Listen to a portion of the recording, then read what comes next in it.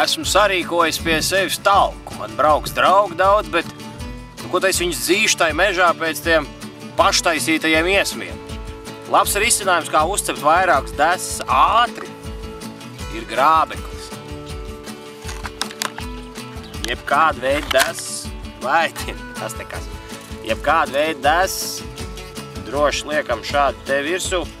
Atkarībā no tā, cik tu jums tie ciemiņi būs, tik arī desas uzspraudiet virsū. Un pēc tam uz ugunskura. Elementāri. Nu, lūk, esmu saspraudis pilnu grābekli ar desām, un uz šādu grābekļu jau nebūtu kauns uzkāpt, kurš tad negribētu tad desu pa galvu dabūt. Nu, tagad jāiet uz ugunskura.